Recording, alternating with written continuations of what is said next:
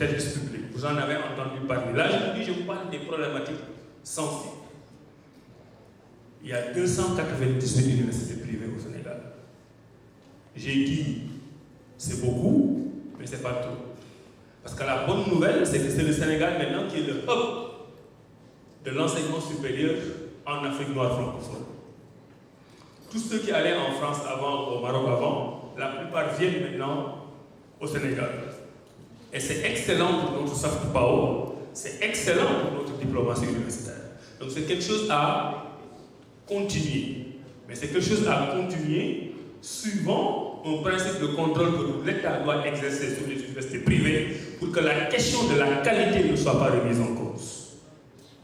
Il n'est pas normal qu'un parent investisse sur son enfant et que l'enfant fasse 3 ans dans une université privée et s'entendre dire votre diplôme n'est pas reconnu parce que votre école ne remplit pas les conditions. Ça, c'est la responsabilité de l'État. Quand on dit ça, cela ne veut pas dire que le système d'enseignement supérieur privé n'est pas bon. La majorité, la grande majorité de ces écoles privées remplissent les conditions. Mais il y en a qui ne remplissent pas les conditions et nous avons commencé une discussion avec eux. Vous voyez ici le tableau. Je ne veux pas entrer dans des détails un peu trop techniques sur les questions d'habilitation, d'accréditation, mais retenez qu'à jour, il y a 86 universités privées, ça quand même c'est beaucoup, qui continuent de faire payer les élèves et les parents, mais dont les diplômes ne seront pas reconnus. La responsabilité de notre gouvernement, c'était de dire quoi? Est-ce qu'on ferme ces universités? Normalement, c'est la sanction. Mais nous nous sommes dit, essayons d'y aller avec pédagogie. D'abord, ce sont des Sénégalais qui ont investi. Il ne faudrait pas venir former ces écoles de façon de tous azimuts et faire perdre un investissement. Parce que dans ces écoles, au-delà des étudiants, il y a aussi des employés. Ça, c'est un. Deuxièmement, en fermant l'école, vous condamnez définitivement le parent et l'étudiant qui avaient investi dans cette école.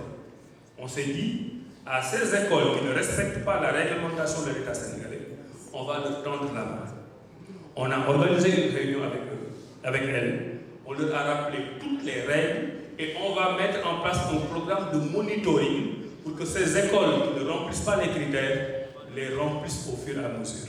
Parce que notre objectif, ce n'est pas de fermer les écoles privées. Notre objectif, c'est de les régulariser pour que l'étudiant qui a fait confiance à ces écoles puisse avoir un diplôme reconnu au Sénégal et partout dans le monde.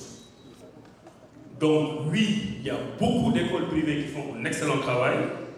Oui, il y a des écoles qui ne respectent pas la réglementation, mais notre approche pédagogique sur les instructions du chef du gouvernement et du président, c'est de leur tendre la main. Ce travail a commencé à être fait au niveau du ministère de l'Enseignement supérieur, de la Recherche et de l'Innovation, et nous espérons avoir des résultats palpables dans les prochains mois. Maintenant, si malgré tous ces efforts, il y a des universités qui ne remplissent toujours pas les conditions, on va devoir, à notre corps défendant, les fermer. Mais quand on va les fermer, qu'on ne vienne pas nous dire qu'on joue aux gendarmes. Parce qu'on aura rempli tous les préliminaires de conciliation qui nous auraient permis de valider le diplôme.